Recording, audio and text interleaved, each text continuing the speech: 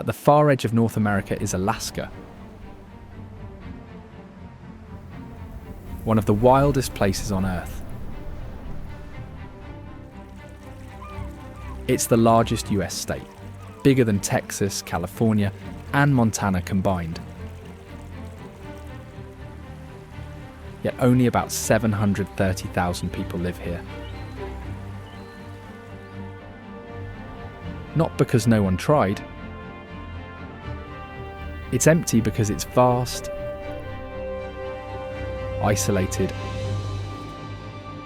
and brutally difficult to move through. That reality shapes everything. Where towns can exist, how animals move, and which places remain almost unseen. This is the only place in America where the biggest threat isn't crime or weather. It's 1,500-pound bears, collapsing glaciers, and earthquakes strong enough to move the land itself. Ukivok Ghost Town tells that story clearly. An entire village built into the side of a rocky island, so close to the edge it looks like it's hanging above the Bering Sea. Then there's Anderson Bay Waterfall, bright blue water dropping into a crystal pool that looks almost tropical, until you realise it comes straight from glacier melt. This is the Alaska most people never reach. Not the famous landmarks, but the places off the routes. Beyond the roads, where reaching them demands planning, patience, and respect for a land that doesn't forgive mistakes.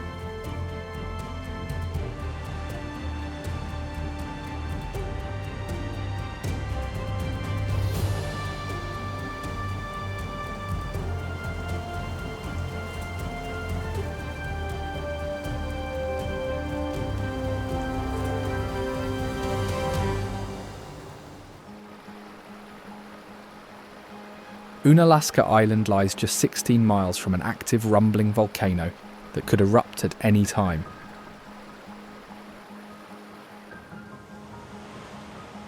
During the war, Japanese bombers attacked the area, marking the first enemy airstrike on continental territory.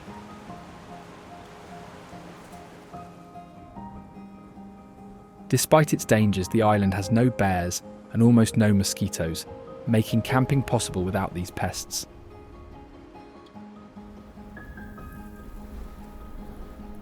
The landmass is formed from volcanic rock, with green rolling hills nourished by the rich soil.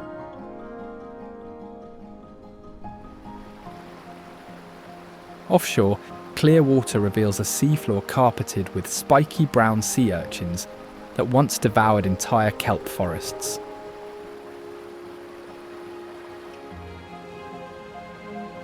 Over time, those reefs have begun to fade as the urchins continue eating the algae that built the rock layers.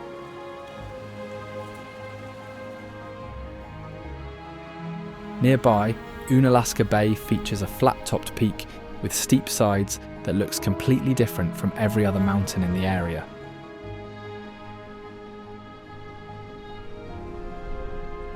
It is where Japanese bombers launched the first aerial attack on continental soil during World War II, catching the base completely off guard at dawn.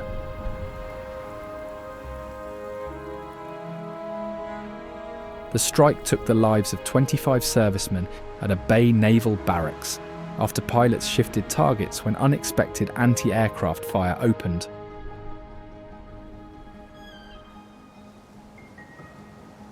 Unangan people scattered to fish camps during the raids, and when soldiers evacuated them later, most had zero personal possessions left.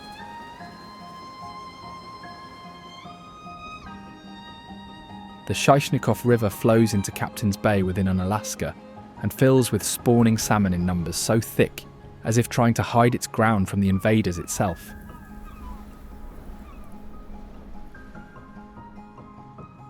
Fish are packed in piles like this because every individual is programmed to perish after mating, creating a traffic jam of motionless bodies.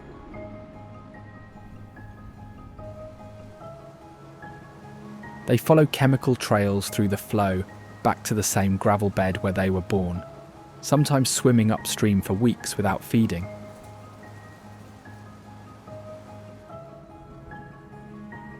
The river then empties into harbour channels that handle 90% of all vessel offloading operations for the port of Dutch Harbour.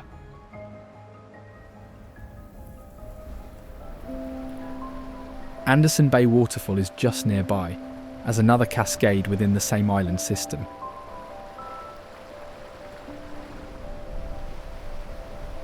This setting faces extreme winds that can reverse the water flow.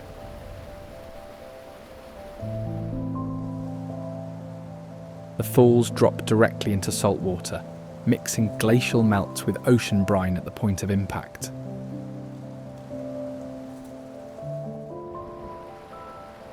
During winter storms, gusts exceeding 75 miles per hour create updrafts strong enough to lift the cascade, forming a swirling column that spirals upward like a tornado.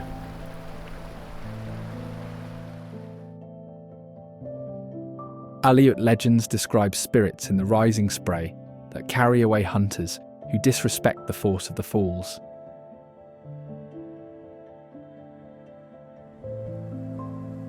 Fishermen report childlike humming near the cascade, linked to kalupalik figures that lure children toward the currents in Inuit tales.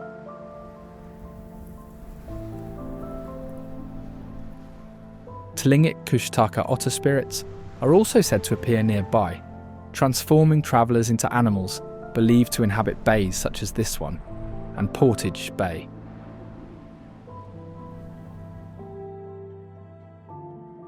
It stands on the Pacific coast of the peninsula near the abandoned settlement of Kanatak, once an active community that is now completely uninhabited.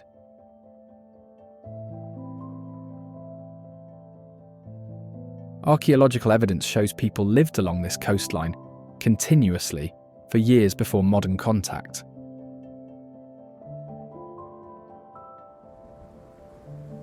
During the fur trade, Russian traders forced male hunters into labour while holding women and children nearby to control the sea otter trade.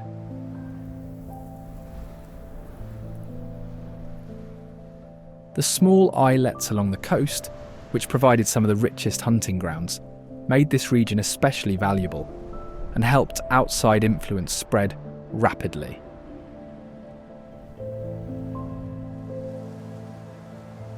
The same waters and shorelines inspired legends of the Kalupalik, a half-woman, half-aquatic creature with greenish skin said to live in Arctic waters and kidnap children who wandered too close.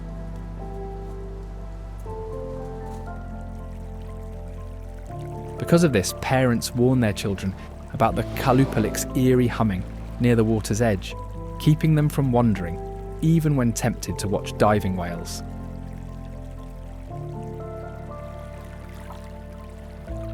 These entertaining species release circular bubble rings underwater that rise and trap krill inside walls of air.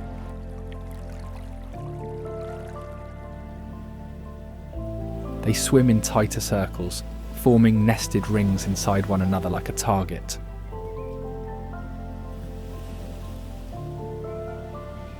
This feeding method packs prey to about 7 times normal density before a single animal surges upward with its mouth open.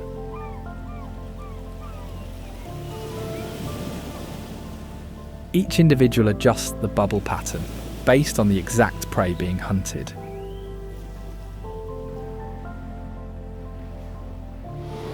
The animals control ring count, depth placement, and spacing between every bubble with precision.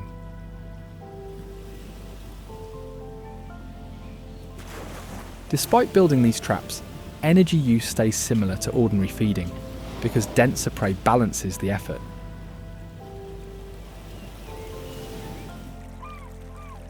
Ketchikan is a coastal town where an entire red light district was built on stilts over a creek, letting people slip booze and bodies through trap doors straight into the water below.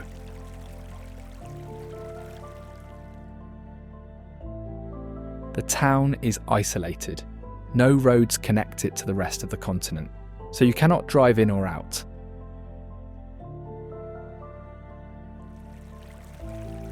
It receives over 150 inches of rain every year, earning the nickname Rain Capital of Alaska, and making umbrellas essentially pointless.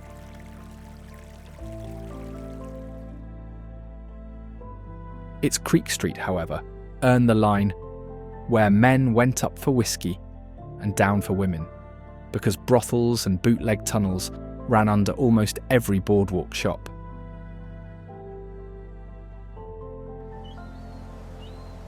Even today, guides warn people not to walk this route alone at night because shadows move against the current and footsteps echo on empty planks.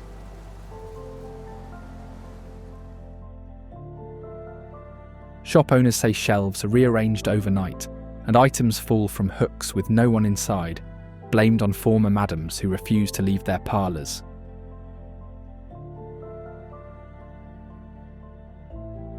Guests also often see a woman calmly sitting in a chair inside their room, who disappears when the light is turned on, but leaves the seat still warm.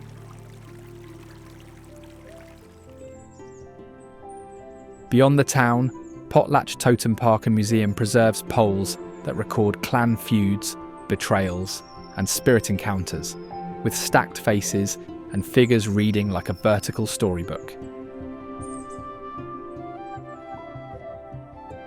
The tallest totem reaches 42 feet and depicts Raven releasing the sun into the world after stealing it from a man who kept it locked away. One legend adds that Raven found a giant clamshell on the beach, pecked it open, and the first humans crawled out, squinting at sunlight for the very first time.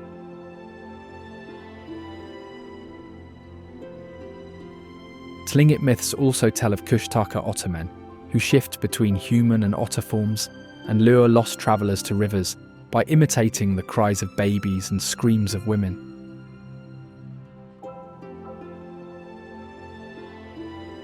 These creatures either rip victims apart or transform them into fellow otter beings by looping sinew through their ears, trapping them as half-animal creatures forever.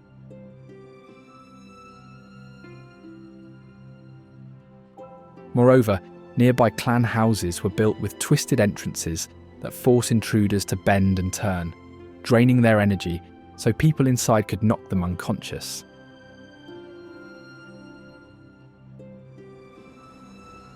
Glacier Bay National Park is a vast glacial fjord system where ice once surged so rapidly that it drove entire villages away within a single human lifetime.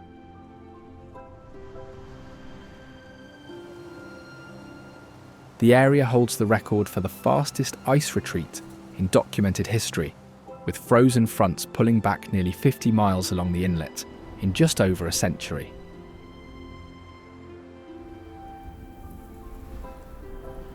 Calving icebergs here generate underwater sound explosions measured at over 215 decibels, louder than most ocean sounds except volcanic eruptions and earthquakes.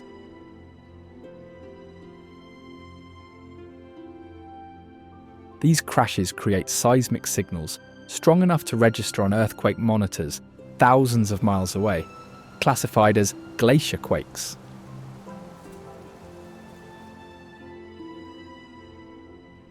Earlier accounts tell of a young girl who taunted the ice until it advanced toward the settlement, forcing a flight later confirmed by ice records.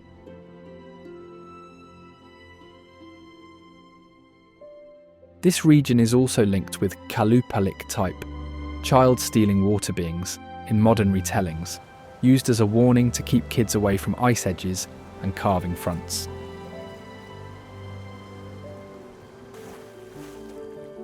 Meanwhile, Marjorie Glacier, at the head of the inlet, draws special respect because its violent carving fits the idea of a mass that reacts when provoked.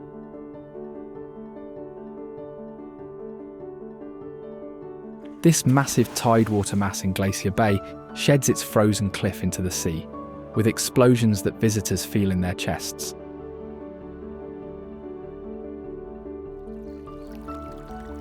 Forward movement reaches 6 feet every single day, meaning the face seen in the morning is already in a different position by evening.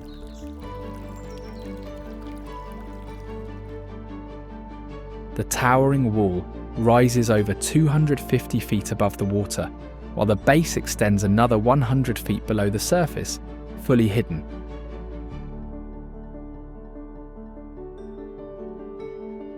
When huge sections break away, mini tsunamis form that force cruise ships to reverse engines and back away fast or risk capsizing.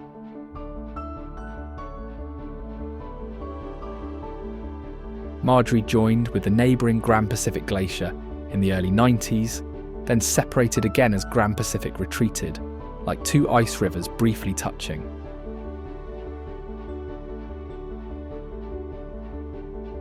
That intense blue colour comes from air being compressed out of snow over centuries, creating material that absorbs red light and reflects only blue.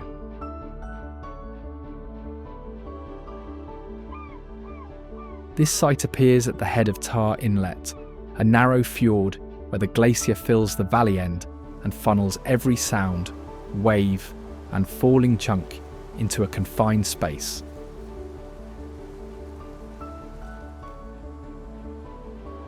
This long, steep-walled arm of Glacier Bay follows the path of a former giant glacier, remembered in Tlingit oral history before scientists mapped its extent.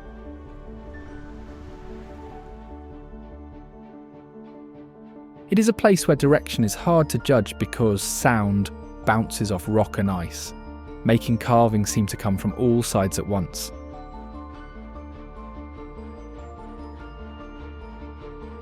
Some see it as a dangerous spirit corridor, where sudden weather shifts are blamed on angered beings in crevasses, with formations like Johns Hopkins Glacier as their wrath.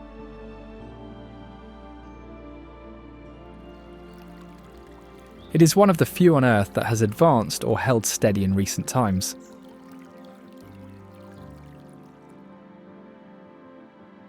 The glacier has pushed forward over a mile and gained more than 100 feet of thickness in its lower section since the early 20th century.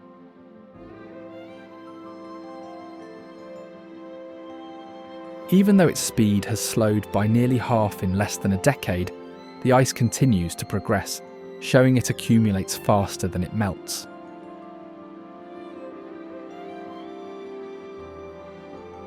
Calving events here are violent and frequent, and boats must stay at extreme distances, with some chunks of ice shooting back up from underwater like missiles.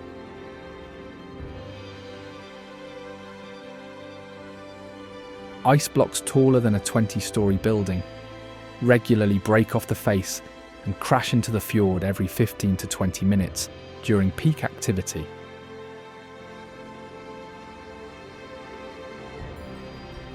Morning ice flow in the inlet is slow and chaotic with giant spinning eddies, then speeds up dramatically by afternoon as melt and wind increase.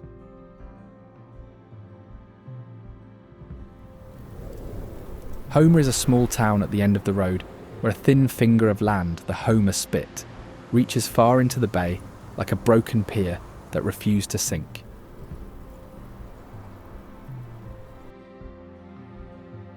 Its most famous founder was a conman who lured cannery workers with promises of gold, built bunkhouses, then vanished when the mine failed.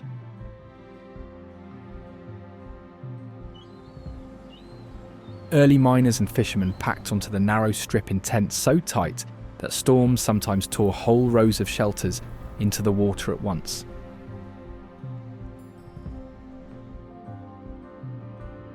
Spit rats, hippies who moved into shacks on the gravel, lived off fish and odd jobs, and quietly became boat captains and business owners.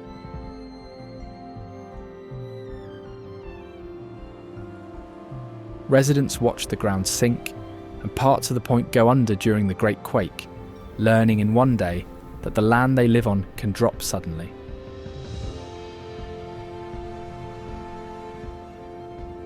Homer's whole modern story is one long gamble. Coal rush, gold rush, then fishing boom, each wave leaving stranded buildings and broken dreams along that reach of land.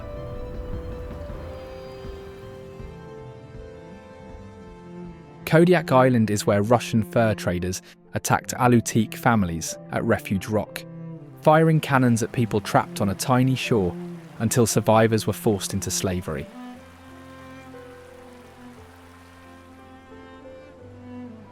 This land is a forested landmass in the Gulf where entire towns watch the sea pull back, then return as walls of water that tore harbours apart during a major tsunami.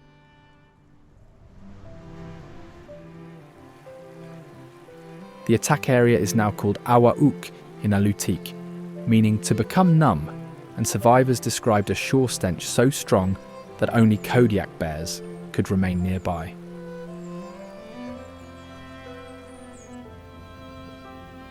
These are massive coastal brown animals that grow large because they eat whale remains and coastal foods other than fruits and roots.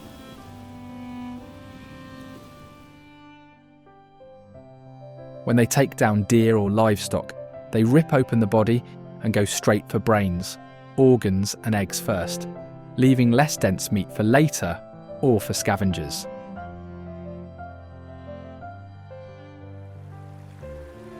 On salmon streams, they often bite fish just enough to tear out skin, brain and eggs, then drop the rest, turning rivers into lines of half-eaten bodies.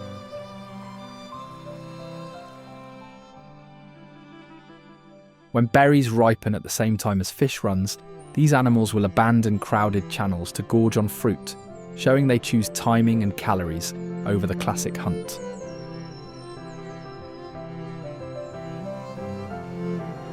Collared individuals have shown movement patterns where they treat salmon rivers like seasonal buffets, arriving when the highest calorie fish are easiest to catch.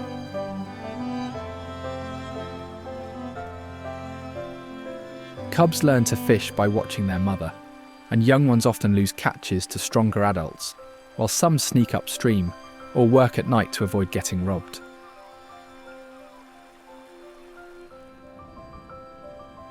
Over these same streams and carcass piles, bald eagles circle and wait to steal chunks of salmon and organs as soon as the animals move off.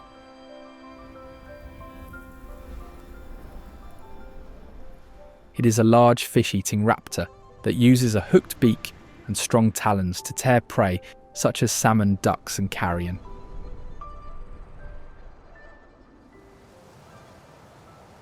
Rather than diving like falcons, this bird flies low and snatches prey from the surface with its feet, at speeds that make each grab a high-risk strike.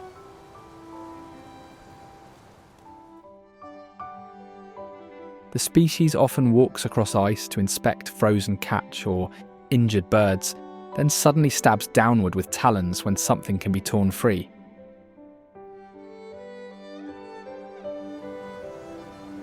Furthermore, bald eagles are known thieves, repeatedly attacking other birds in the air or on the water to force a drop, then catching the stolen meal before it hits the surface.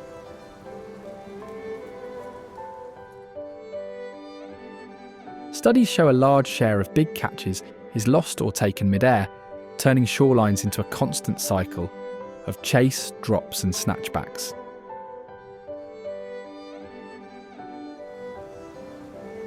Many individuals carry prey to tree trunks or driftwood perches and eat there, leaving piles of bones and scales that mark regular feeding stations.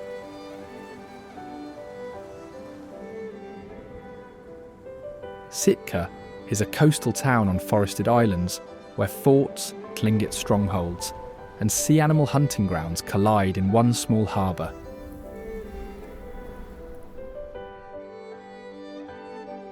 This town is accessible only by air or sea, with no roads connecting it to anywhere else on the continent, which makes unusual activity draw attention.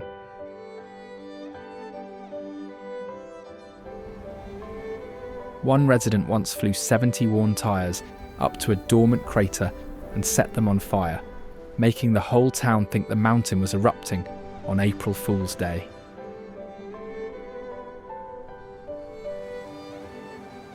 He spray-painted April Fool in 50-foot letters around the rim, but forgot to tell the Coast Guard, and helicopters were scrambled after it was taken as a real disaster.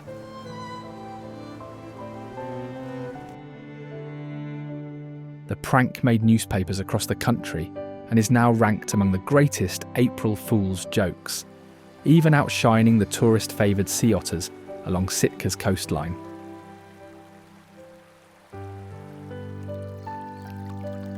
These playful species have fur dense enough to trap a layer of air against the skin, which lets them float on their backs while feeling like padded rafts rather than wet bodies.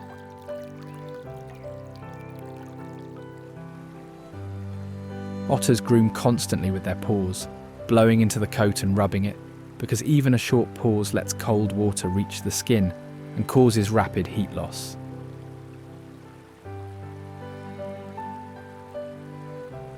Loose folds near the armpits hide small pockets where favourite rocks and shellfish are kept, turning the body into storage during swimming or drifting.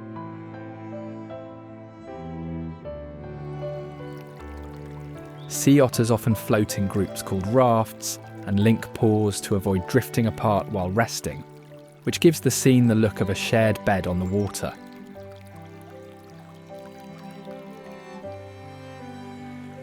Rocks are used as tools, balanced on the chest while clams or urchins are struck against them, turning each meal into a small hammer and anvil routine on the waves.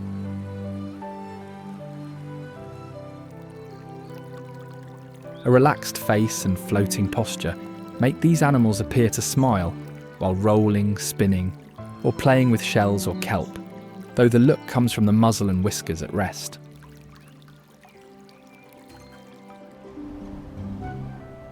Lake George was once blocked by a huge river of ice that acted like a plug, until the lake exploded in sudden floods that tore down the valley.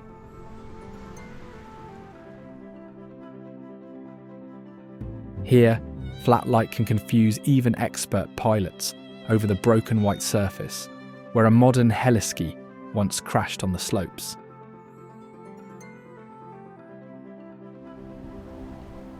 The outburst floods were also so violent that settlers ran betting games on which exact day the ice dam would fail and erase roads and cabins downstream.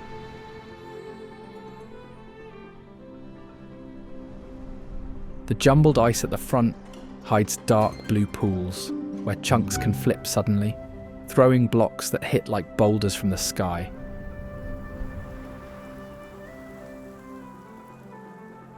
It has been used as a stand-in for an alien frozen planet in a major sci-fi movie, and people have watched characters escape a fake prison while standing on real crevassed ground.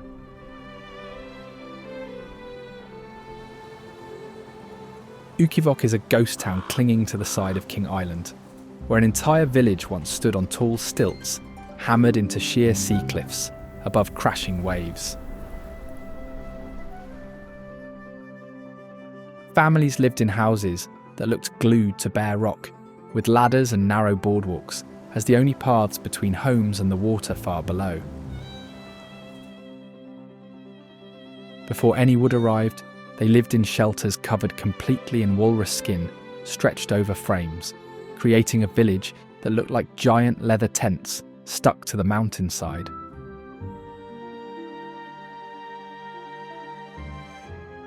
Winter life meant hunting seals and walrus from the ice, while storms shook the stilt village, hard enough that floors creaked and lamps swung inside the houses.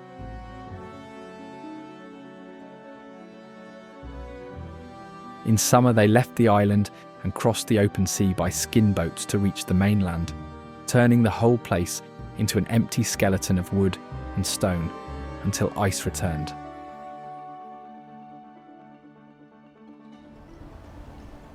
Denali National Park and Preserve is a massive area built around the continent's tallest peak, where the mountain creates its own weather.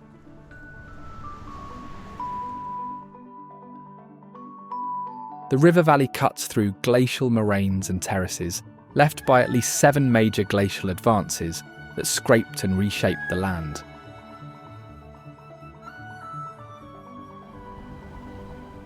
Fossil dinosaur tracks in the park show that giant plant eaters once walked where glaciers and tundra now cover.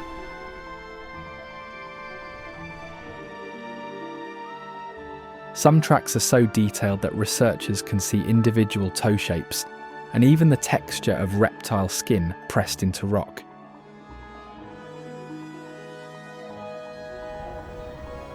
Just outside the park entrance, a village along the Nenana River serves as a base camp where you can hear rushing water and watch rafters float past outdoor fire pits.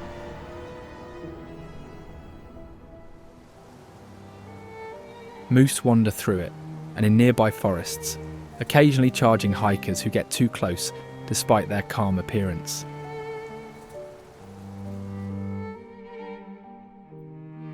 It is a massive wild deer with long legs built to step over snow and tangled brush that would stop most animals.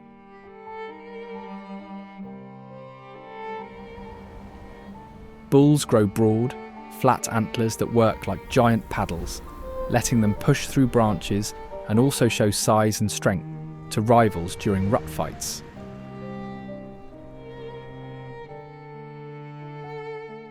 When bulls face off, they lock antlers and shove until one loses footing. In rare cases, the racks tangle so badly that both remain attached.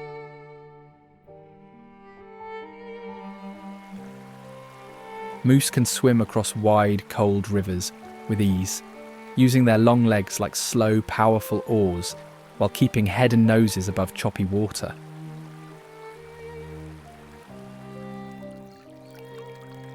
They browse on shrubs and aquatic plants, often dunking their whole head to grab vegetation from the lake bottoms, then lifting a dripping muzzle packed with greens.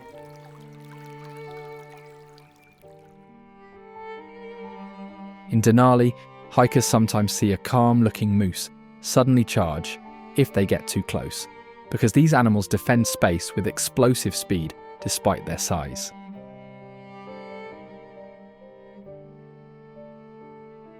It is federally named Mount McKinley, again, a granite giant rising far above the plains, with a base to summit height that exceeds well-known Asian peaks when measured from ground level.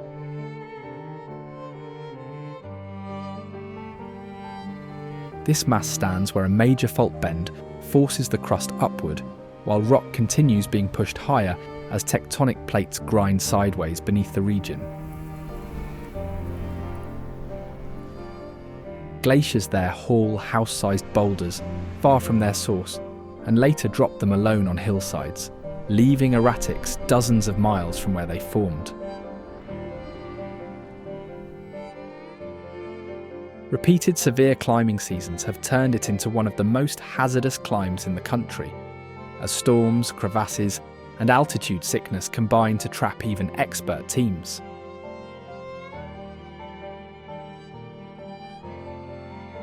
Its name has shifted between indigenous and presidential labels, which made it into a national argument over who holds the right to name revered ground.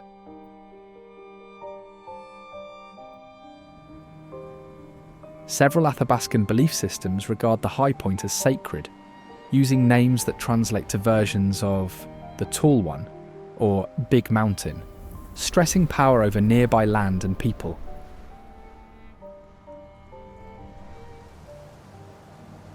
At high elevations in the area, Arctic foxes survive by shifting to daytime hunting and building dens above 100 metres to adjust to warming climates.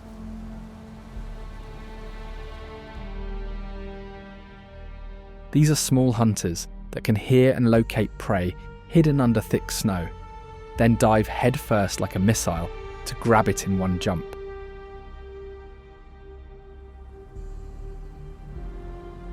The fur is highly insulating, allowing snow to pile on their backs without melting, even as they sleep curled up in open wind.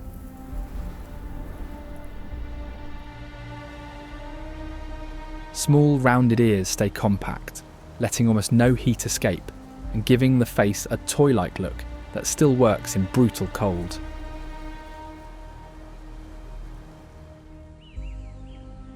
Because of seasonal change, white-faced foxes switch from brown in summer to snow-white in winter, while rare blue-faced foxes stayed charcoal, all year like shadow foxes on the ice.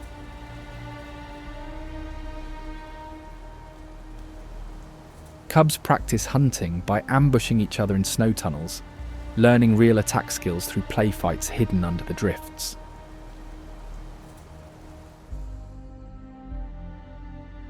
As they range farther, Arctic foxes follow polar predators across sea ice and eat leftovers from kills, turning scavenging into a survival partnership instead of hunting alone.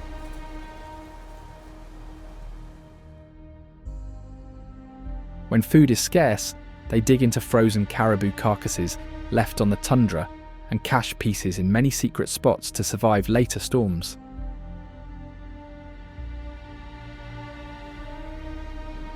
These are wild reindeer that move in huge wandering herds across tundra, mountains and coastlines in cycles that never truly stop.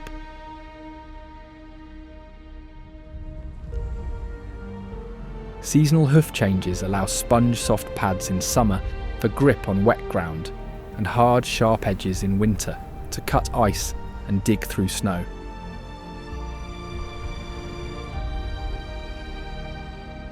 A loud clicking from tendons carries far, making an approaching herd sound like 1,000 small drums moving over hills.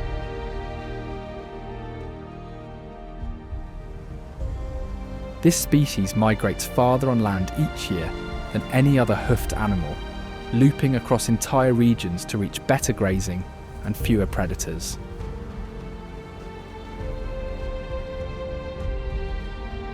Strong swimmers cross wide rivers and cold arms of the sea, using hollow hair and broad hooves as built-in flotation and paddles.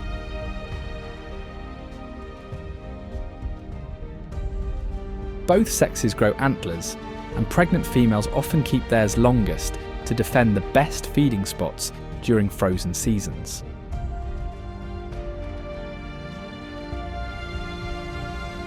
Bones and racks appear in earlier Arctic places, far from current herds, showing that those animals once crossed routes no longer used, including near the small quirky town of Talkeetna.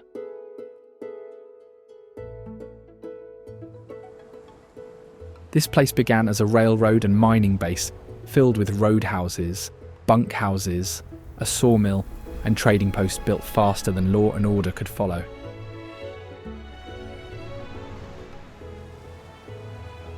The settlement expanded fast enough to appear as abandoned on early maps not long after, then returned with a new wave of residents.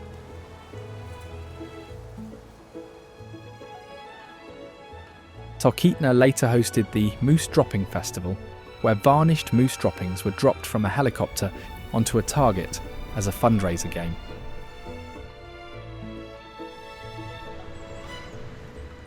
The event grew out of control, and one year ended with arrests, injuries, and a fatality, after which the festival was cancelled.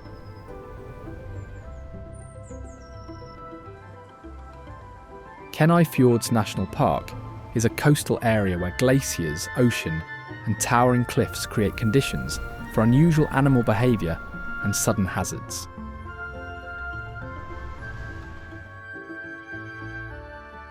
Ice within the park contains tiny ice worms that survive inside frozen layers, but liquefy into goo when exposed to temperatures just above freezing.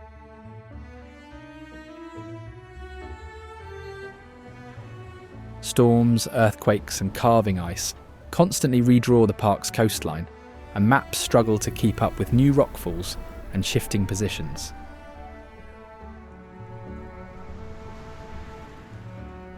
Heavy rainfall caused a mountainside to collapse into a lagoon, and rangers warn that shrinking ice is making these sudden landslides more common.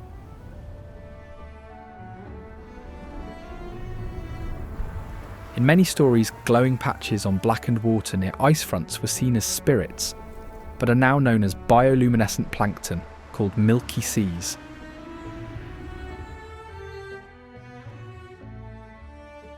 Harding Icefield forms the only part of the park reachable by road.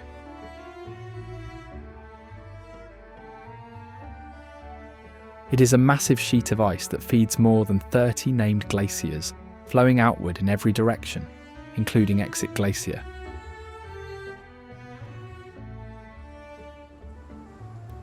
This formation got its name from backcountry travellers who used it as a ramp to leave the ice field and reach lower ground.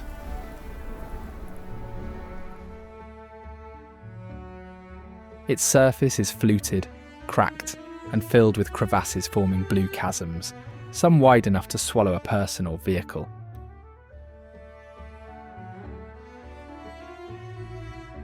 As the ice retreats, the newly exposed ground near the toe first looks like a raw moonscape, then gradually fills with moss, shrubs, and young trees, arriving in clear stages.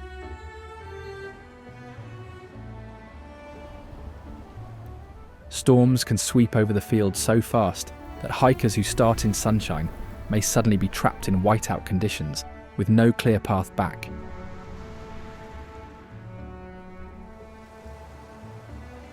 Meltwater from the snout races into an ice cave, forming Exit Creek, which constantly shifts channels across its gravel plain.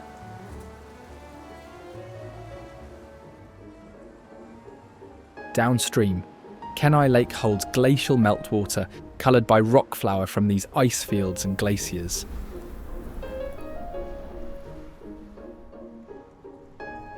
This lake glows turquoise, a result of microscopic rock dust ground from mountains and suspended in the water.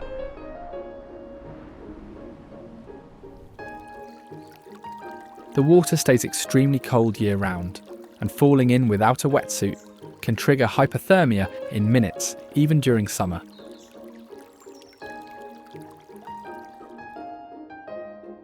Ice fishers here drill holes and drop lines over 100 feet to catch lake trout living in pitch-black water barely above freezing.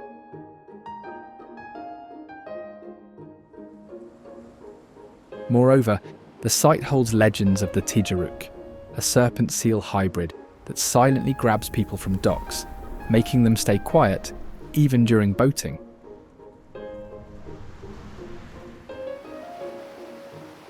Some say the creatures take these people from the lake to flow with them to the Kenai River.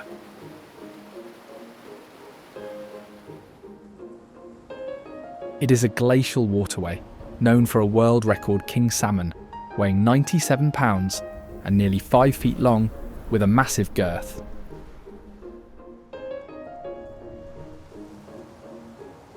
The record fish was left lying on the boat floor while its catcher kept fishing for hours, which means it probably weighed over 100 pounds when first caught.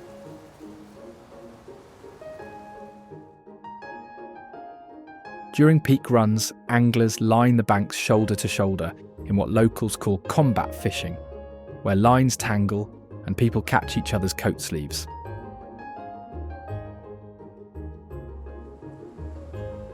In this chaos, a king salmon once leapt straight out of the water into a boat, knocking 2 people over and breaking a rod before anyone could react.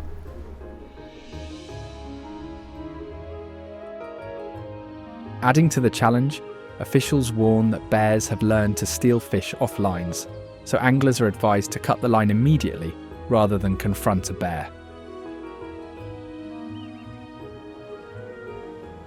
With all this, injuries are common, as some get hooked in the face or struck by sinkers, turning sockeye runs into a dangerous contact sport.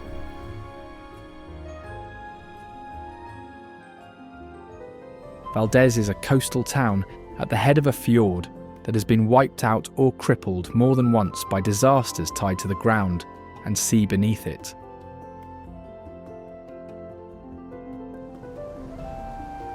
After a massive quake, officials burned most remaining buildings, so no one could move back in, leaving a deliberate ghost grid under the new community's footprint.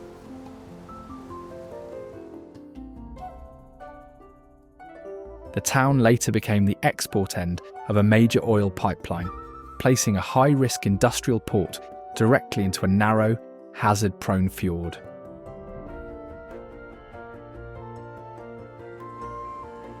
When a tanker tore open on a reef in nearby Prince William Sound, millions of gallons of crude spread along the coast and coated wildlife over a huge distance.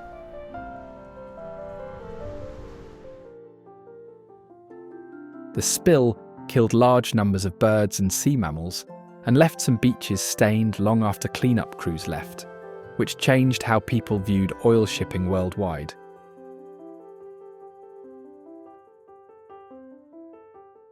Investigators later argued the cause was not a single mistake, but years of broken safety promises, skipped escorts, and missing cleanup gear near the reef.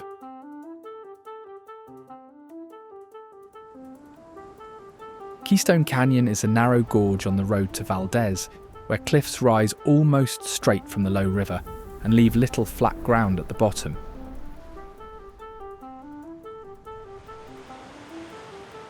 Early railroad builders tried to blast tracks through here and ended up in an armed standoff, with one worker shot on a barricaded section of grade.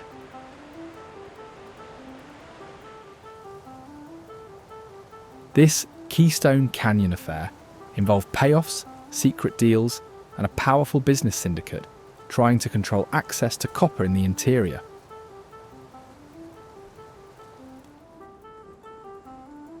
Close to the canyon, Worthington Glacier is an accessible roadside ice where a young boy was hit by a loose rock.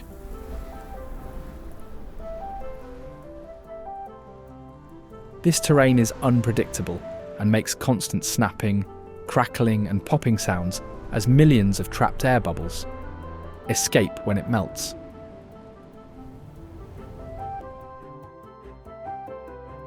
These bubbles have been locked inside for thousands of years, and when they pinch off, they create some of the loudest ambient noise recorded in glacial zones.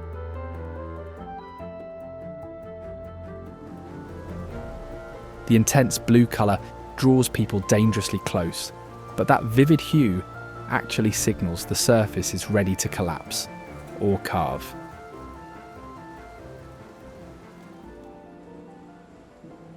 Chute Bay State Marine Park lies between towering peaks that trap light during summer, creating an extended twilight that makes the water glow in strange colours for hours after sunset.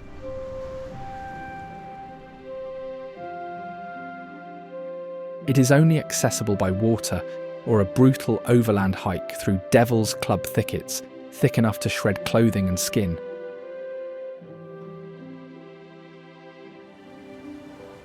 According to little people legends common across the state, anyone who spots these small beings dressed in traditional garb disappears for at least a year into underground captivity.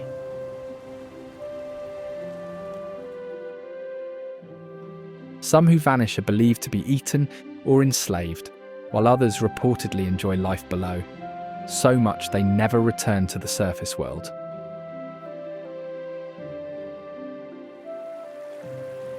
Meanwhile, harbour seals use the bay as a nursery and haul-out zone, lying on rocks in banana-like poses, with heads and tails raised off the ground.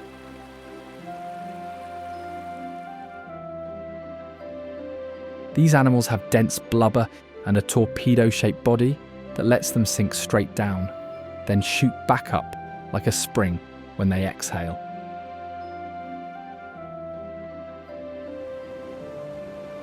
In winter at the bay, they use floating glacier ice as sunbeds, hauling out to rest, molt and warm their skin, while the water underneath stays near freezing.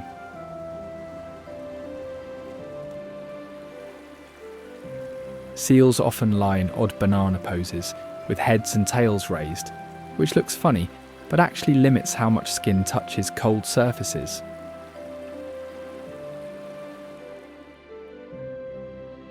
Mothers leave pups alone on ice while hunting, and people often mistake these pups for abandoned animals, even though the mother follows a strict feeding routine.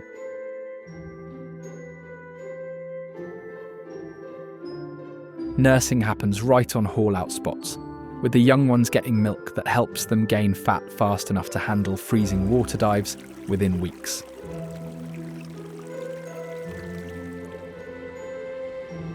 When disturbed by boats or noise, entire groups panic slide off the ice at once, and this stampede can reduce feeding time and lower survival chances for pups.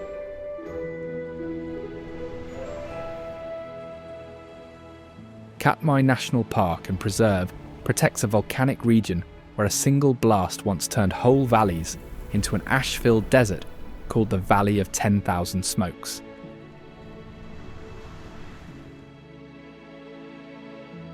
That eruption left canyons formed entirely in soft ash, with steam vents and fumes that made early explorers think the ground itself was still cooking from below.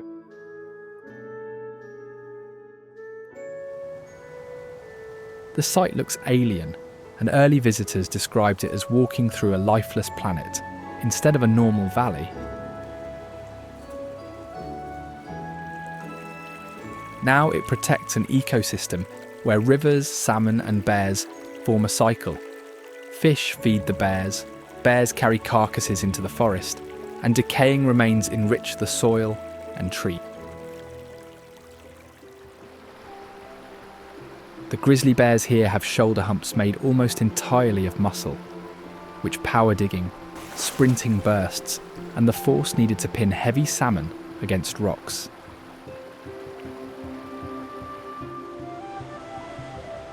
At Brooks Falls, they use different fishing tactics. Some stand on the lip and wait for jumping fish, others chase in the pool, and some snorkel with noses underwater to grab passing salmon.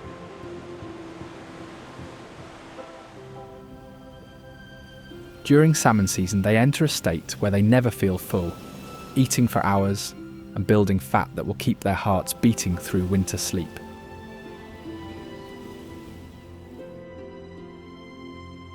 Mothers nurse cubs with extremely rich milk inside dens, and those cubs can double their weight on milk alone before they ever taste solid food.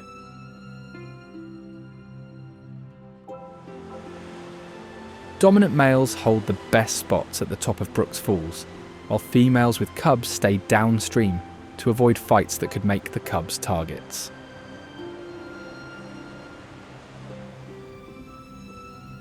In big salmon years, some bears eat only skin, eggs and brains, tossing the rest and turning a waterfall into a nutrient source for forests, rivers and scavengers.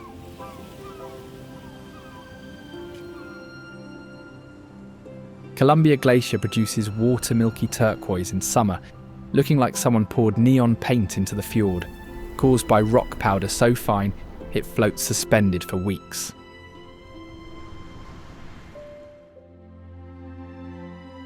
The powder comes from rocks being scraped and ground into dust as the ice moves through the valley like a massive grinding machine.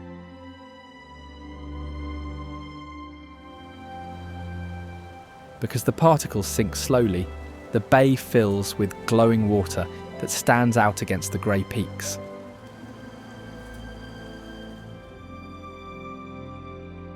The glacier eventually reaches the ocean, breaks into icebergs, and pours more fresh water than entire regions use, sending a plume that changes currents and affects nearby ecosystems.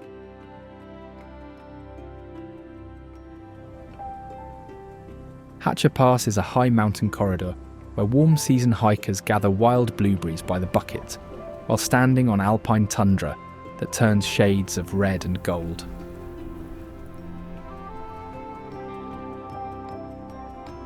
Along the route, people move through flower meadows so dense with blooms that the ground disappears under layers of purple lupine and pink fireweed.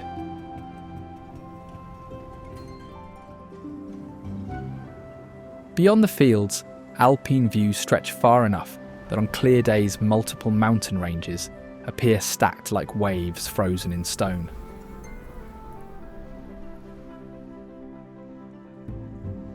By late season, berry pickers carry bear spray, not just for safety, but because the fruit grows so thick that humans and wildlife crowd the same patches.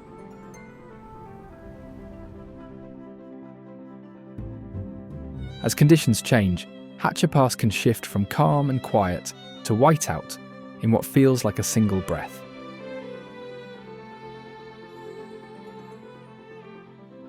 During these colder months, explorers at dusk notice building outlines while passing the Independence Mine State Park, with some claiming to see figures vanish from upper windows.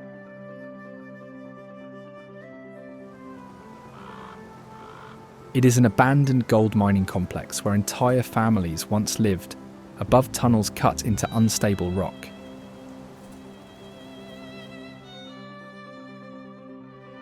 more than 200 workers stayed year-round in the high alpine, blasting nearly 12 miles of passages through granite mountains.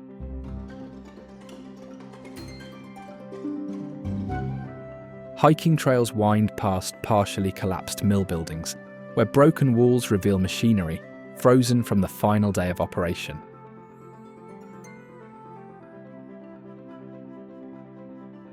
The bunkhouses were built tall and narrow, allowing heat to rise and reach each floor during severe winters.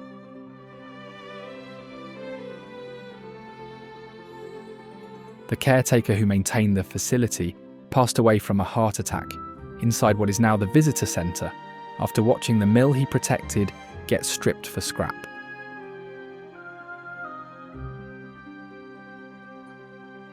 A former ranger later noticed the reflection of the late man's figure crossing the living room in the window glass, but when he turned around, nobody was there.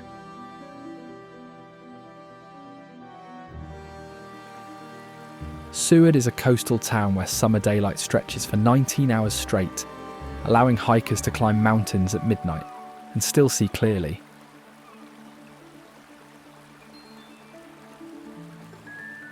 It never goes completely dark in winter because it remains far enough south that the sun still rises, just lower and later each day.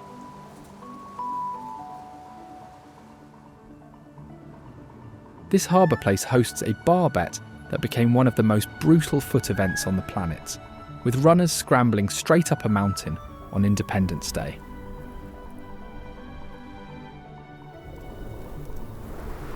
This marathon began when two men argued over whether anyone could run up and down the peak in under an hour, wagering drinks for the entire crowd.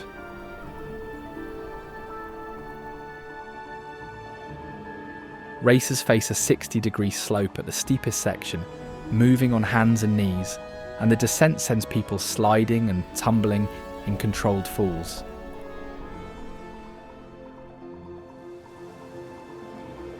Muskox can be viewed at a nearby farm where over 70 of these prehistoric-looking animals come right up to the fence to greet visitors and watch the event themselves.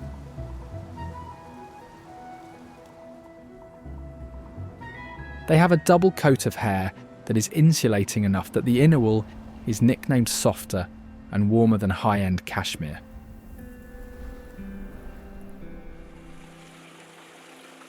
When threatened, they form a tight circle or half circle with horns out and calves hidden in the centre, turning the herd into a living shield.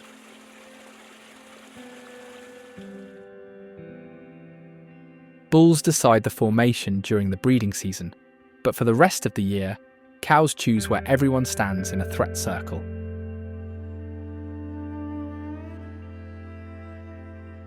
They settle dominance by charging sideways and slamming horns into lower-ranking animals in a move called Russian butt.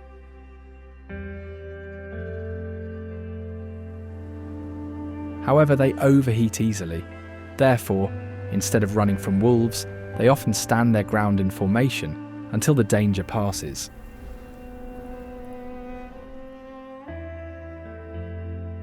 In spring, people see whole herds moving slowly across open fields, in single file, their heavy coats swinging like rugs in the wind.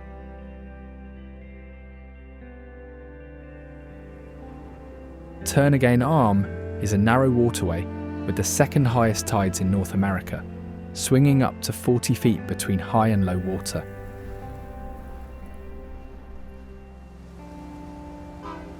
The site's name came from explorers who believed they found a passage to Europe, then grew furious when it stopped short and forced them to turn back again.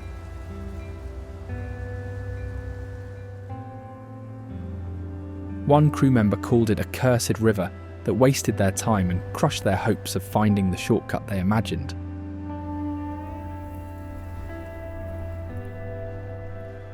The boar surge here is the only one in the country and the most northern example on the planet.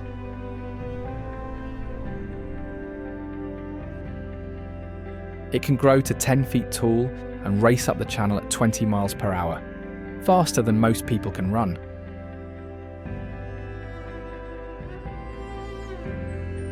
When the water returns, silt becomes soaked from below and forms a vacuum around trapped legs that makes escape nearly impossible.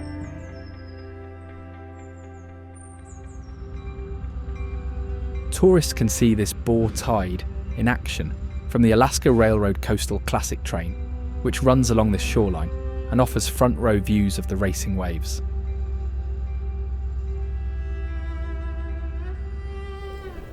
Fairbanks is an interior town built on frozen ground that sinks and warps buildings when underground ice melts, leaving some houses tilted at odd angles.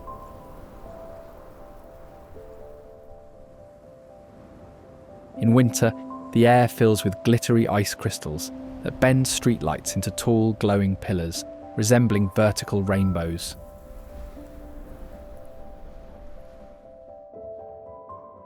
The town began as a river trading stop, but grew rapidly when gold was discovered up the valley.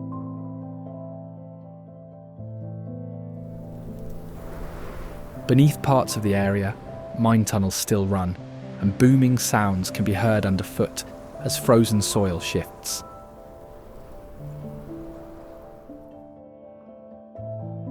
Fairbanks lies in a perfect Aurora bowl, where northern lights swirl overhead, bright enough that people say they can read outside at night.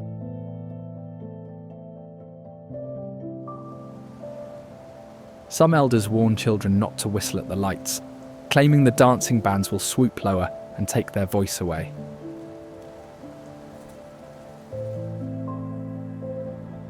In winter, dogmushing turns empty frozen rivers into highways, with teams racing along routes used by boats in summer.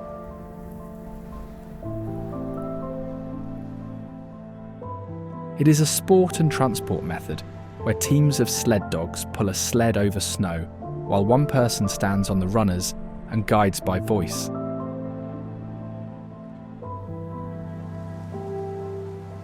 These dogs were bred to run long distances with minimal rest while remaining friendly enough to live loose around families.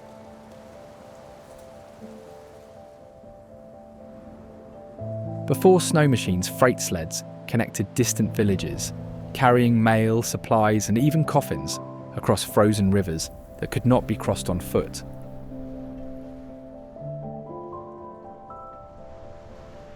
In some races, mushers sleep less than their dogs, taking brief naps in the sled while the team continues at a trot.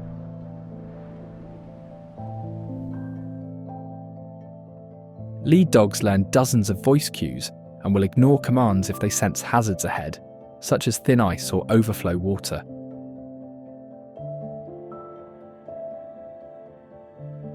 Teams train year-round by pulling wheeled carts and four-wheelers on dirt, keeping them ready even when snow is absent.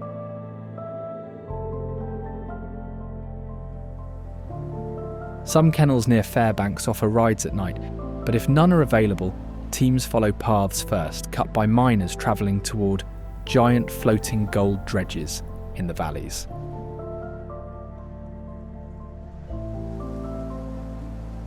It is a floating mining machine that moves through a valley, scooping earth with an endless chain of buckets and leaving piles of rock behind.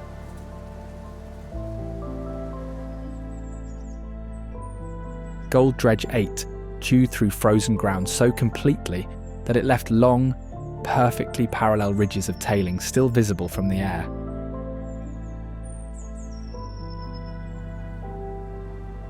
The entire machine floated in its own pond, which shifted as it dug forward.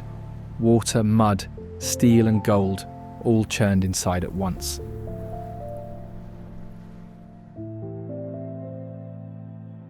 To get it there, crews dismantled it, shipped the pieces across the continent and ocean, and then reassembled them in the valley like a metal puzzle.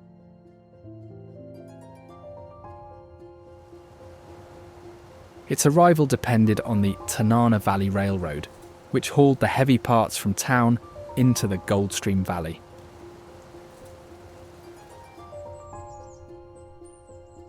It was a narrow gauge line built to move miners, gear, and ore between Fairbanks and the gold camps scattered through the area.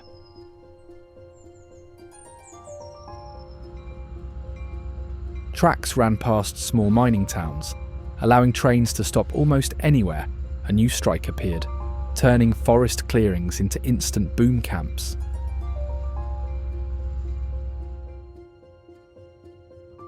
The little locomotives pulled both freight cars and passenger coaches, letting miners, families and blasting powder ride on the same short train.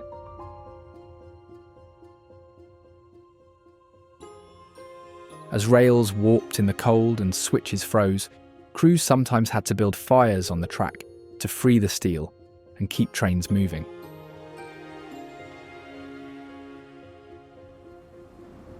After road travel took over, much of the line shut down, but parts survived as tourist rides that still clatter past mining cuts and dredge ponds.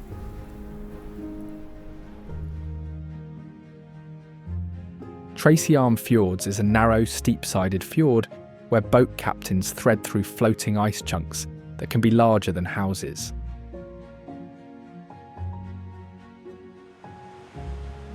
It connects to a sibling fjord called Ford's Terror, which can only be entered at a single moment every 12 hours when the tide goes slack.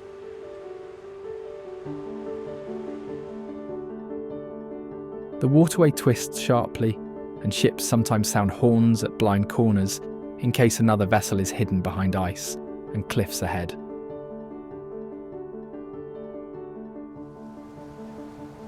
At the end of the arm, tours sometimes turn into a sister inlet to face Dawes Glacier, where the front wall can crack suddenly and drop huge slabs into the sea with gunshot booms.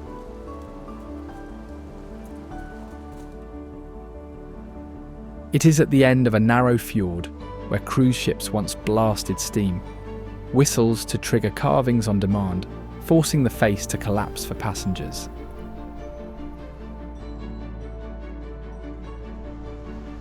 That practice is now banned because captains realised they were making the face break at unpredictable moments, nearly swamping smaller boats nearby.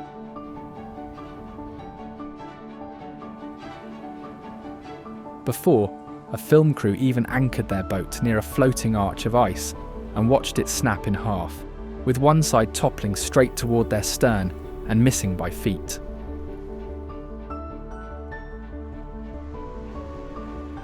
The arch broke so slowly that they sat frozen watching it happen, only starting the motor after the submerged section rolled up and flooded their inflatable.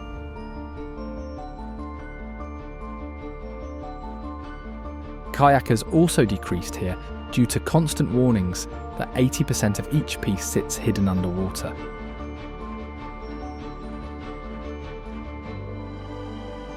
Adding to their hesitation, guides warn against imitating reindeer or other animals on the ice, as seals abandon flows with unfamiliar shapes, leaving pups exposed and the area less active.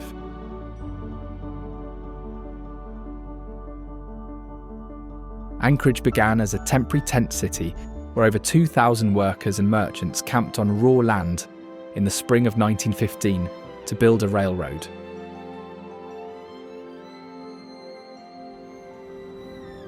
The camp had no sanitation or official rules, turning it into a chaotic scramble of canvas and rough lumber where people claimed land and started businesses overnight.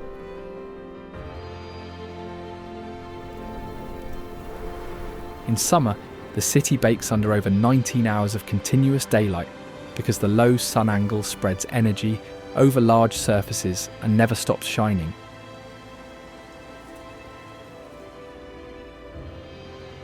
On the solstice, Anchorage experiences civil twilight instead of true darkness, so streetlights never turn on, and you can read outside all night.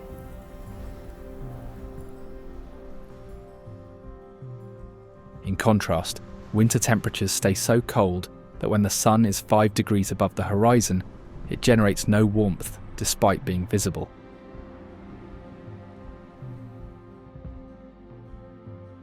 During this season, this peculiar city hosts outhouse races where teams strap a helmeted person with a roll of toilet paper onto a toilet on skis and sprint down the main street.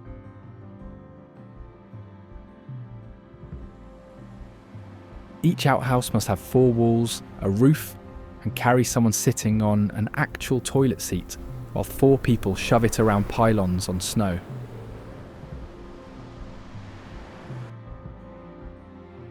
Talkeetna Lake is a long glacial lake that once fed a river strong enough to power a major hydro project, reducing the lake's outflow to almost nothing.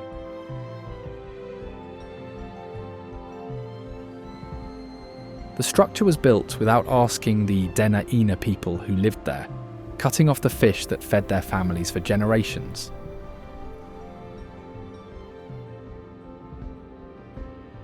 One businessman built the first barrier in the late 20s and walked away, leaving the fish blocked and the river ruined.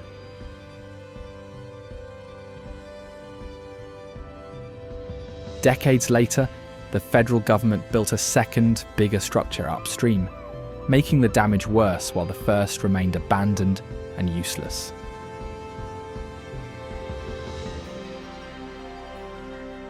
It took 5 years and millions of dollars to demolish that lower barrier, and when water finally flowed again in recent years, people cried at the river's edge. The Treadwell ruins are the remains of a massive gold mining complex that collapsed when seawater rushed in and swallowed its underground tunnels. It marks the spot where the largest hard rock gold mine in the world once ran non-stop for 363 days a year, shutting down only twice annually.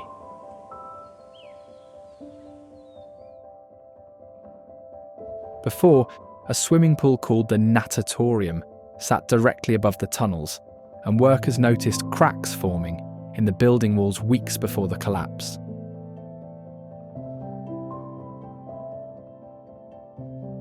On the night of the disaster, water in the pool started draining into the ground below, vanishing down newly opened cracks in the bottom.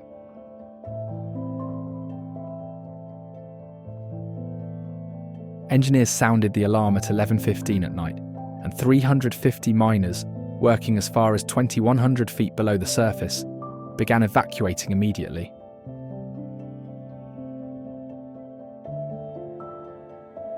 The collapse swallowed 45 miles of tunnels in less than 4 hours, filling the underground void with 3 million tons of seawater.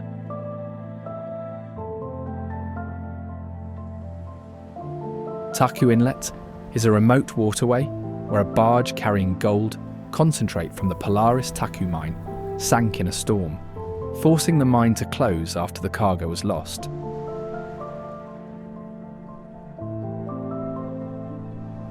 It is also where the fishing vessel Tarleton H. Bean was abandoned during a gale and never found, despite extensive searches.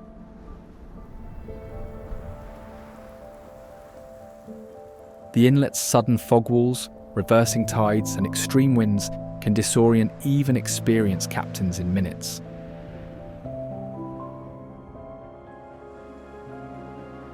The advancing Taku Glacier adds to the danger, pushing into the inlet and creating shifting channels and hidden obstacles that make navigation unpredictable.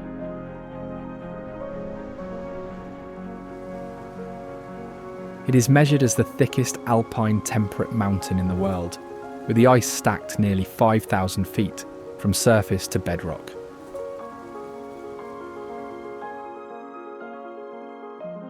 The bottom of the channel lies far below sea level, meaning the trench formed by the ice reaches deeper underwater than most harbour floors.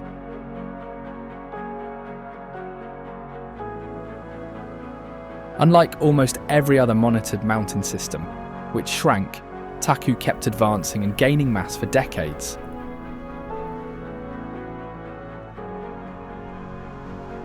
At its snout, the glacier thickened by over 160 feet in just a few decades, adding weight faster than melt could remove it.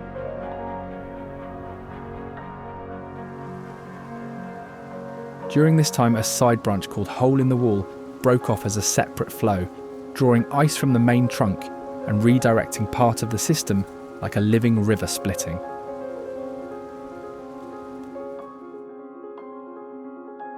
The snout now rests in a fjord that extends 38 to 48 kilometres upstream from the water's edge, forming the longest known inland trench of its kind.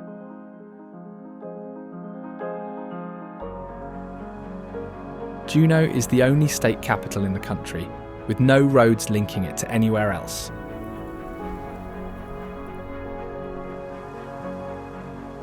Proposals to build one keep failing, as residents prefer the isolation and reject any connection.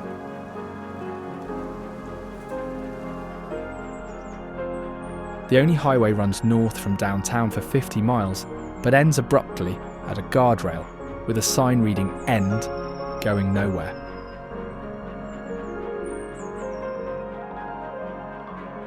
It was renamed twice before settlers finally agreed on Juneau, first calling it Harrisburg and then Rockwell, until miners voted to honour the prospector.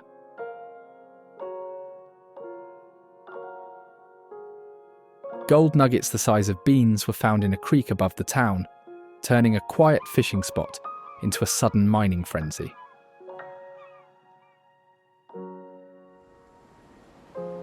There is also a strange law making it illegal to bring flamingos or any pet into a barbershop.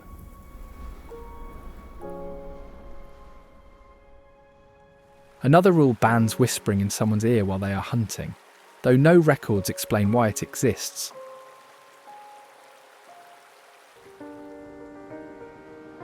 Wrangell-St Elias National Park is 6 times larger than Yellowstone and the biggest in the system, yet almost nobody has heard of it. It contains one of the world's largest volcanoes by volume, Mount Wrangell, which still steams from active fumaroles at its summit. However, the designation sparked intense local fury, and someone burned a Park Service airplane in August, treating the federal presence like an invasion.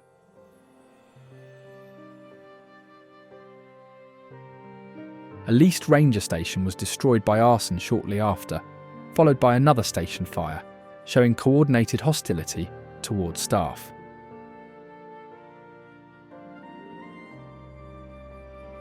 Angry residents saw the area as a federal land grab and issued threats to the few rangers assigned there, forcing them to work under constant tension.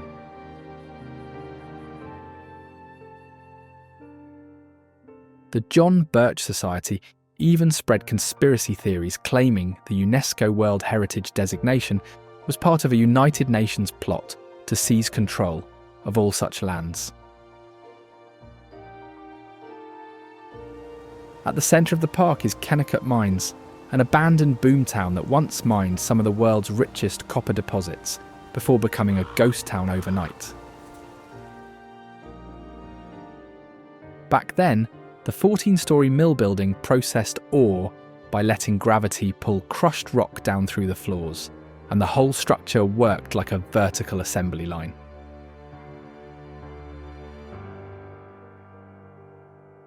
Miners worked 7 days a week with almost no holidays, living in bunkhouses and rarely leaving except to quit for good.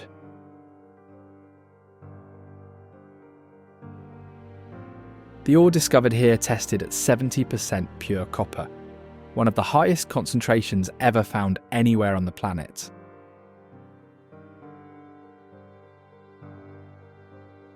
The town was abandoned in just 24 hours when the company told workers the final train was leaving and gave them 1 day to pack everything and evacuate.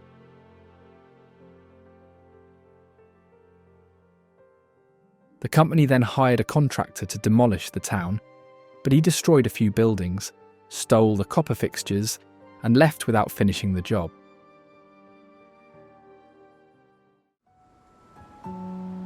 Hubbard Glacier nearby once surged forward and blocked a fjord, forming a lake that rose 25 metres before the ice dam burst and released a record glacial flood.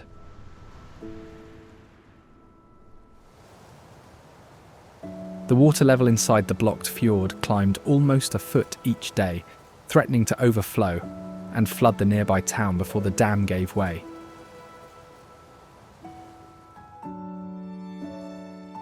It pushes a giant pile of sediment and rock ahead like a bulldozer, shoving material scraped from the fjord floor into a wall that helps the front stay grounded.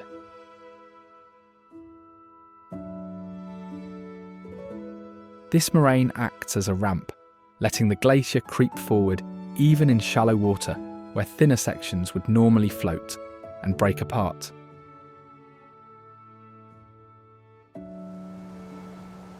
Because of this ongoing process, scientists predict the fjord will seal permanently within the next few decades, converting Russell Fjord into a landlocked lake.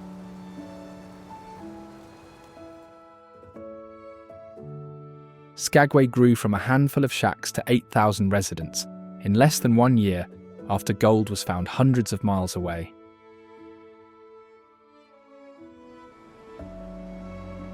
The settlement fell under the control of a crime boss who ran thieves and a private militia, while the marshal and police stood aside.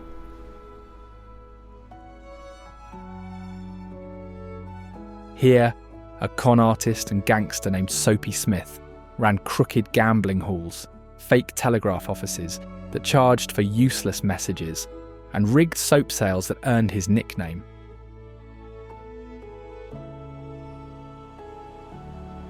A shootout on the wharf ended with Soapy and the surveyor losing their lives, though evidence shows a third man fired the heart shot as Soapy pleaded for mercy.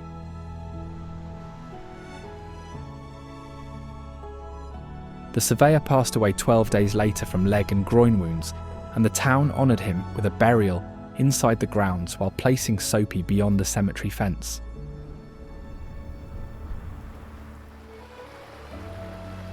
Reed Falls nearby was named after the same man they deemed a hero.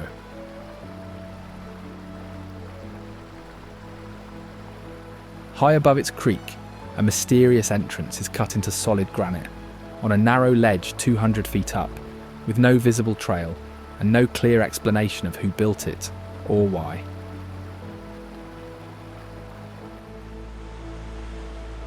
Because thick Devil's Club blocks every other route, this feature can only be reached by climbing the frozen waterfall in winter with crampons.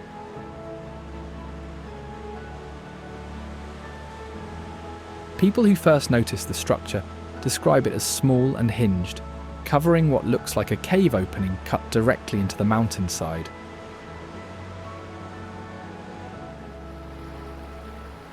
One hiker who reached the entrance said he found coiled black wire on the ledge that seemed ready to strike, until he realised it was abandoned junk.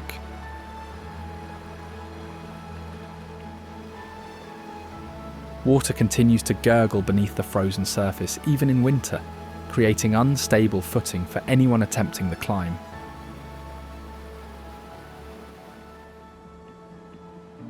North Pole is a town deliberately named by developers who wanted toy manufacturers to stamp products with that phrase, but no companies ever took the bait.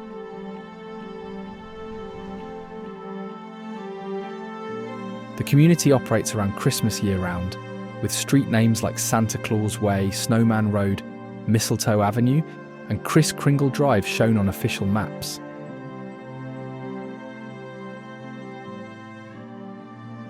However, unlike common misconceptions, its Santa Claus house began as a basic trading post, selling dry goods to highway travellers and military base workers, not holiday gifts.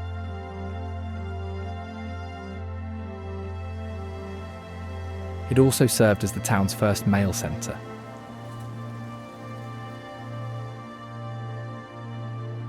Parents can mail letters to a specific Anchorage address with a self-written Santa reply inside, and postal workers send them back with an official North Pole stamp.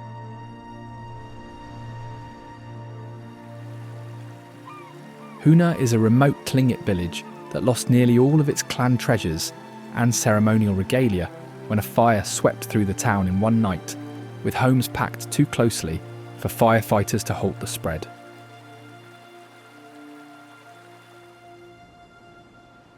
Elders said the recovered pieces carried ancestral spirits, and when the objects came back after almost a century, those spirits were believed to come with them and reanimate the art.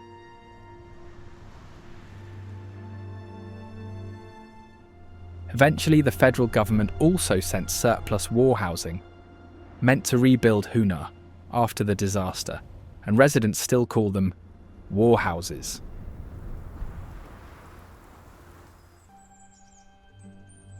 Hoona is surrounded by the Tongass National Forest, where animals and giant vegetation trade nutrients so intensely that scientists find ocean chemicals inside upland tree rings.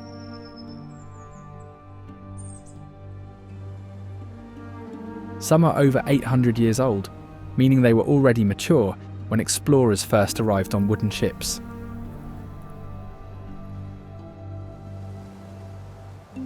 The site is also where devil's club plants grow with spines covering every surface, except the roots and poisonous berries.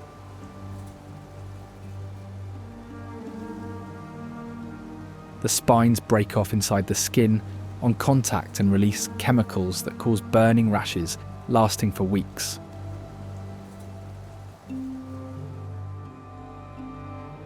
In addition, the forest holds roughly 40% rock, meadows and water, meaning hikers can suddenly leave tree cover and find themselves exposed on barren slopes.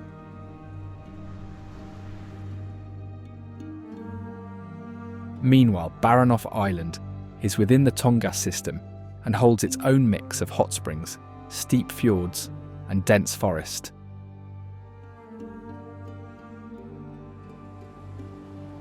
It is where Tlingit shamans claimed people could transform into land otter men after drowning, losing all memory, and wandering forests calling out in eerie voices.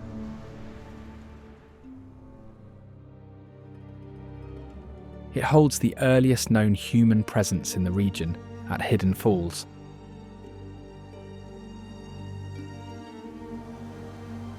One story tells of a man stranded on this island who was hypnotised by otter spirits that made floating logs look like canoes and open water appear as safe harbours.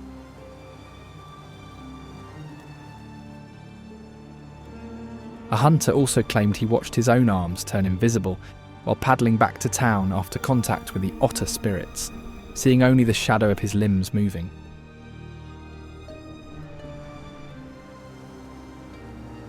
Villagers had to perform purification rituals using dog bones because canine remains were considered the greatest enemy of these unseen beings.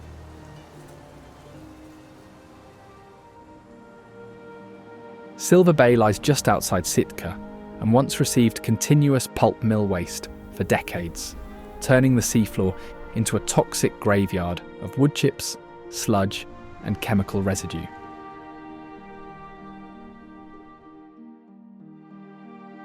It is a fjord that follows a major fault line running through the bedrock from one side of Baranof Island to Mount Verstovia on the other.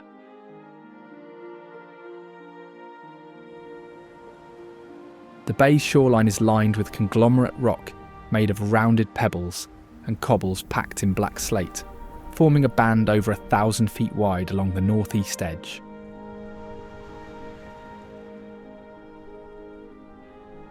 Boiler ash from the power plant showed some of the highest dioxin concentrations ever recorded in such facilities at that time.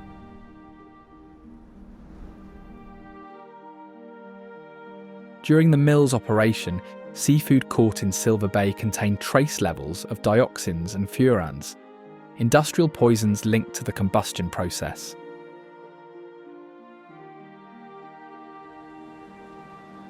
Despite the picturesque view, some still deem the area hazardous because of its past.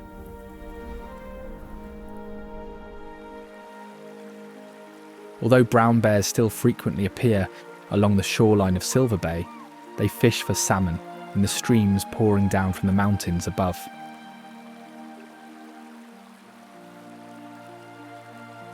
In this region, they grow massive coastal bodies by gorging on salmon, berries, sedges, clams, and even roots dug from tidal flats with long, curved claws.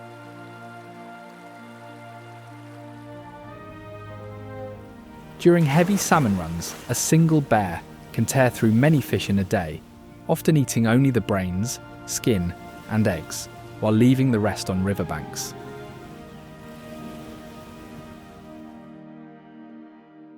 These bears act like walking fertilizer trucks, dropping salmon-filled scat throughout the forest, which helps trees grow faster near salmon streams.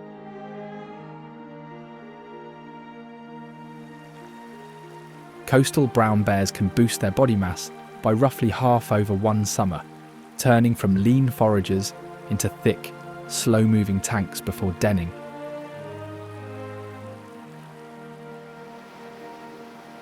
They often fish with surprising precision, plucking only the fattiest parts from still flopping salmon and leaving leaner cuts for other scavengers.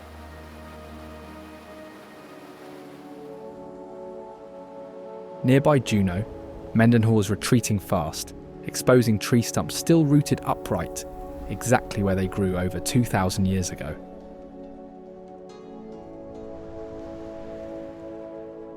Some of the preserved trees are over 2,000 years old, frozen in place before the ice crushed them and buried them under gravel.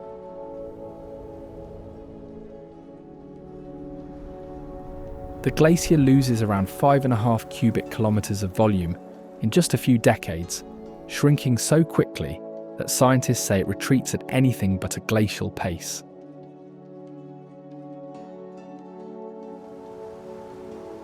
A basin above the retreating ice collects meltwater, holding up to 15 billion gallons before bursting through the dam in violent floods.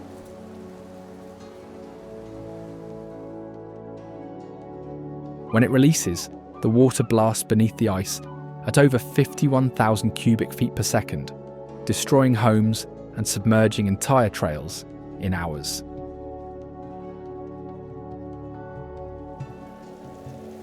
The Mendenhall Glacier ice caves form inside the glacier, but their roofs collapse suddenly as meltwater cuts tunnels and weakens them from within.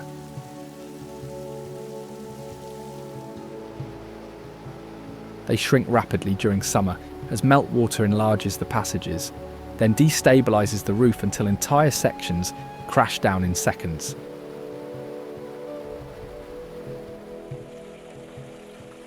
Forest Service officials issued warnings after aerial observations showed new holes forming in cave roofs and entrances, thinning dramatically over just days.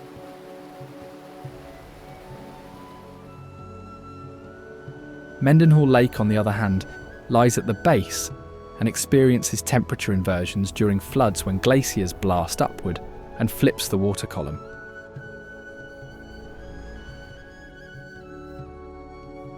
It was created when the ice retreated and left a depression, and it keeps growing as the ice pulls back farther.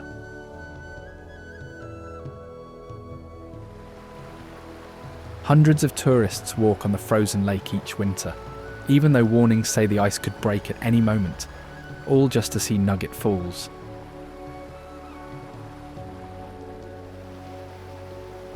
A lone black wolf named Romeo lived near this cascade trail for 6 years, playing with dogs and becoming so well known that tourists travelled just to see him.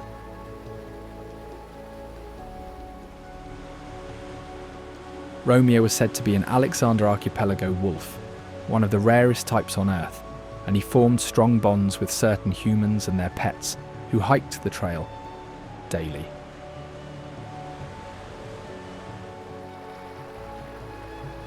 The wolf would disappear completely every spring when the lake melted, then return each fall to the same spot near the falls, as if following a seasonal routine.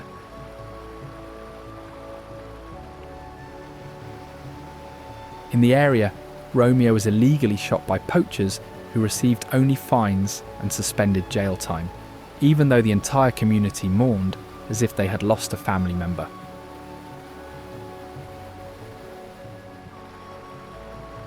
Hence, visitors now see only the hanging section above Nugget Falls, where the animal's memory is left.